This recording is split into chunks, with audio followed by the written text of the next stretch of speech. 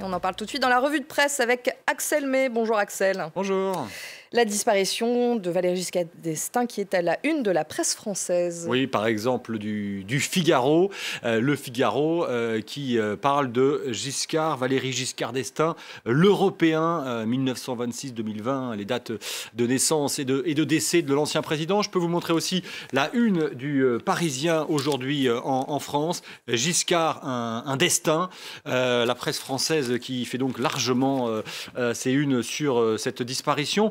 Pour l'opinion quotidien libéral, Valéry Giscard d'Estaing fut un modernisateur sous-estimé, rarement cité parmi les grands présidents de la Ve République. Pourtant, au cours de son unique mandat, il a considérablement dépoussiéré la société et libéralisé l'économie. Une fois parti de l'Élysée, poursuit l'opinion, il se consacrera à deux causes, la construction européenne et son retour au pouvoir.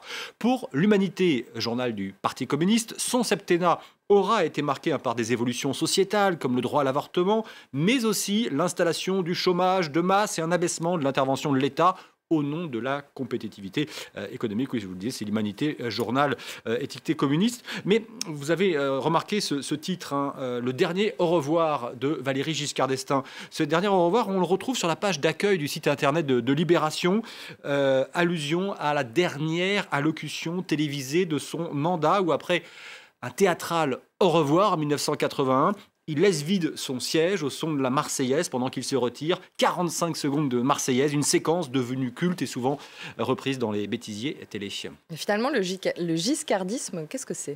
Vaste question et réponse donnée par Lacroix, l'incarnation d'une droite libérale et pro-européenne. On le voit ici avec son chien dans le jardin de l'Élysée. Tournant le dos au bonapartisme et au souverainisme gaulliste, ce giscardisme qui se situe entre le centre et la droite traditionnelle n'est pas sans rappeler, écrit le quotidien chrétien, le positionnement d'Emmanuel Macron et du mouvement En Marche. Son septennat fut marqué par une rivalité profonde avec un grand autre nom de la politique de la droite française. Oui, rivalité que met en avant le Figaro. Giscard-Chirac, le couple impossible de la droite. Entre les deux hommes, ce fut le règne éternel de la méfiance et de la rancune. Jacques Chirac va se faire à 7 ans d'intervalle, puisqu'à l'époque c'était un septennat et non pas un quinquennat, faiseur puis tombeur de roi. Quand Georges Pompidou meurt en avril 1974, Chirac se range par défaut aux côtés de Giscard contre Chaban-Delmas. Quand Giscard devient président, Jacques Chirac, rappelle le Figaro, devient tout naturellement Premier ministre. Mais à l'été 1976, il démissionne, candidat à la présidentielle de 81. Chirac est éliminé au premier tour, mais en sous-main, les Chiraciens font voter pour Mitterrand. Giscard, qui a raconté l'avoir découvert en appelant lui-même une permanence du RPR, le parti créé par Jacques Chirac, en contrefaisant sa voix, eh bien, Giscard ne se remettra jamais. Il gardera une terrible rancœur de ce coup de poignard dans le dos. Autre ombre au tableau, la présidence de VGE, ce fut aussi l'affaire des diamants de Bokassa. Le boulet du septennat giscardien, écrit même Le Monde, Valéry Giscard d'Estaing savait manier la litote avec talent. Il en fit la démonstration à propos de sa passion pour le continent africain.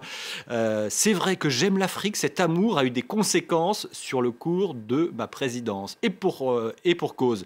En 79, le Canard enchaîné révèle que lors d'un de ses safaris, quelques années plus tôt, Jean Bédel Bokassa, l'extravagant et redoutable président centrafricain, lui avait offert une plaquette de diamants.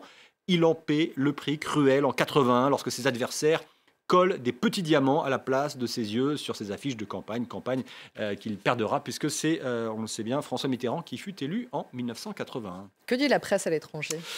Eh bien, le FAZ, le Frankfurter Allgemeine Zeitung, j'étais en train de dire le titre en allemand, l'amitié franco-allemande avec l'unification de l'Europe. Cette amitié franco-allemande font partie de l'œuvre de la vie de Valéry Giscard d'Estaing que vous voyez ici aux côtés de l'ancien chancelier fédéral Schmitt. Pour le soir de Bruxelles, c'est l'homme qui voulait moderniser la France, ici devant une bibliothèque. On sait que il était devenu écrivain assez réputé. Ce thème de la modernité, on le retrouve aussi dans cet article du New York Times. Voilà, il a lutté, l'homme qui a lutté pour transformer la France. Enfin, en Italie, le Corriere della Sera évoque un aristocrate, vous allez pouvoir le lire, qui a su moderniser la société civile, dépassé seulement par Emmanuel Macron en tant que plus jeune président de France.